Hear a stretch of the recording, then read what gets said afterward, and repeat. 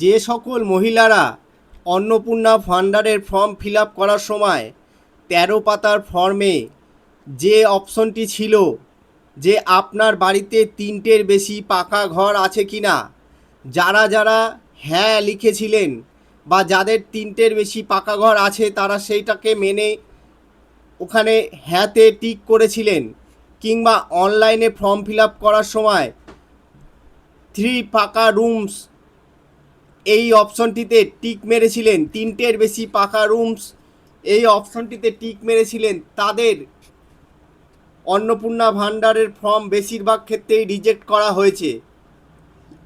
এই নিয়মটি প্রথম থেকে বিশদভাবে বা খুব গুরুত্ব দিয়ে সরকার প্রচার না করলেও ফর্ম ভেরিফিকেশনের সময় বা ফর্ম ফিল আপের সময় সরকার অতটা সবাইকে না জানালেও ফর্ম ভেরিফিকেশনের সময় এই কারণটিকে একটি কারণ হিসাবে তুলে ধরা হয়, এবং যার জন্য যাদের ৩টের অধিক পাকা ঘর আছে তাদের ফর্মটি বাতিল করা হয়।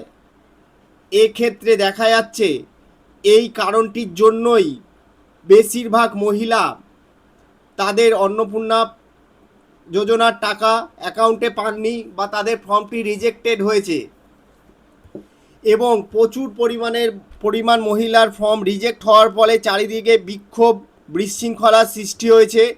বিভিন্ন পৌরসভা ও বিডিও অফিসে গিয়ে মহিলারা ভিড় করছেন, সেখানে তারা বিক্ষোভ দেখাচ্ছেন এবং আধিকারিকদের উপরে চড়াও হচ্ছেন।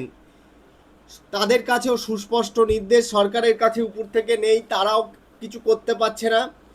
অতএব এই একটি বিভ্রান্তিমূলক জটিল নিয়ম, যেটা সুস্পষ্ট কোনো নির্দেশিকা সরকারি কর্মীদের কাছেও নেই, কিন্তু সেটির ভিত্তিতে প্রচুর মানুষের ফর্ম বাতিল করা হয়েছে।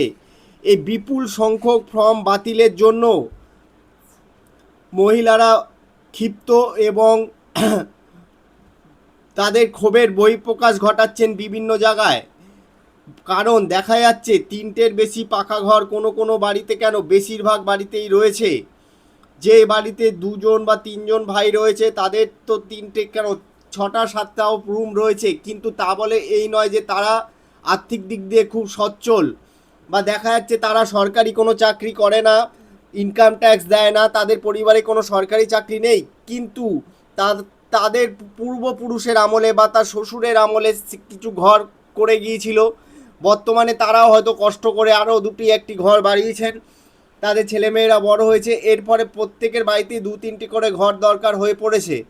কিন্তু এইটার বিচারে প্রচুর মহিলাকে টাকা বাদ দেওয়া হয়েছে, কিন্তু বর্তমানে সরকার সেই নিজের ভুলটি বুঝতে পেরেছে এবং এইটি ক্যাবিনেট বৈঠক ডেকে বিচার করে দেখা হচ্ছে বা বিশ্লেষণ করে দেখা হচ্ছে এই অপশনটিকে রাখা হবে না তুলে দেওয়া হবে।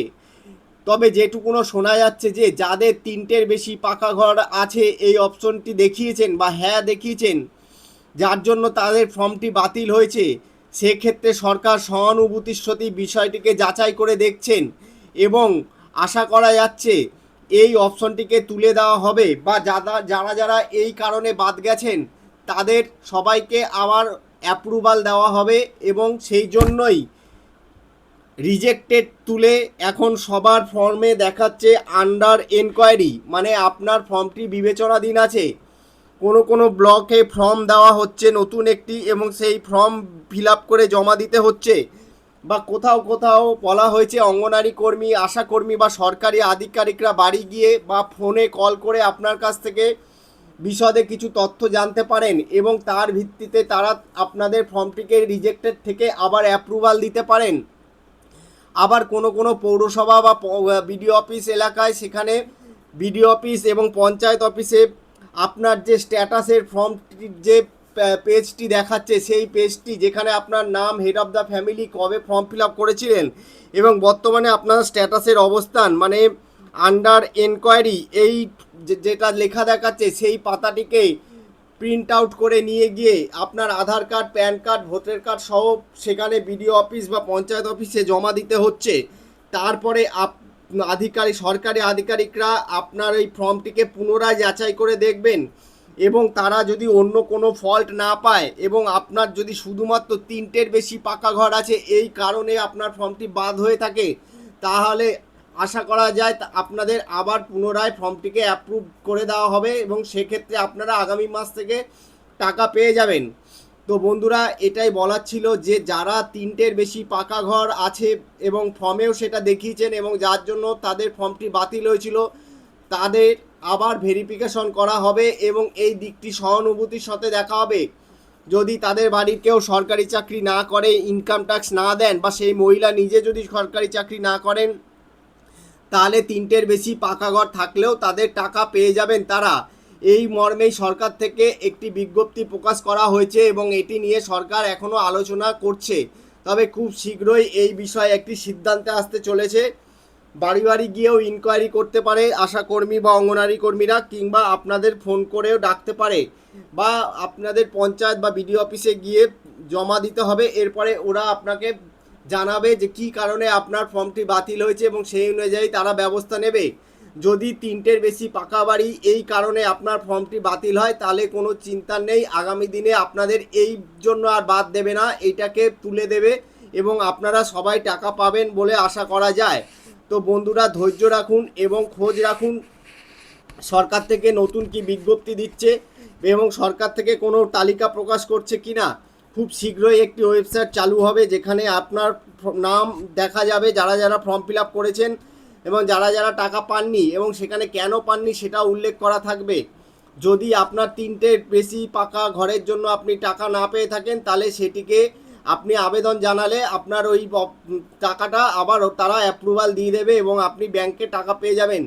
হয়তো প্রসেসটি করতে বা যাচাই করতে একটু সময় লাগবে, তাই জুলাই মাসে না হলেও আগস্ট মাস থেকে আপনারা আপনাদের টাকা পেয়ে যাবেন বলে সরকার থেকে ঘোষণা করা হয়েছে। এবং সরকার থেকে দ্রুত একটি গাইডলাইন তৈরি করা হয়েছে এবং আগামী 1 সপ্তাহের মধ্যে এইসব ভেরিফিকেশনের কাজ শেষ করতে বলা হয়েছে।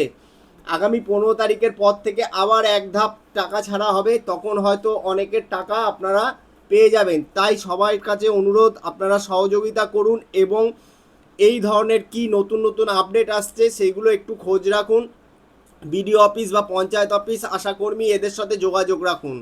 তো নমস্কার, এই ছিল আজকে আমাদের তথ্য। এই ধরনের নতুন নতুন আপডেট বা তথ্য পেতে অবশ্যই আমাদের সঙ্গে থাকুন, পাশে থাকুন, আমাদের টিপস টিভি চ্যানেলটিকে সাবস্ক্রাইব করুন। নমস্কার।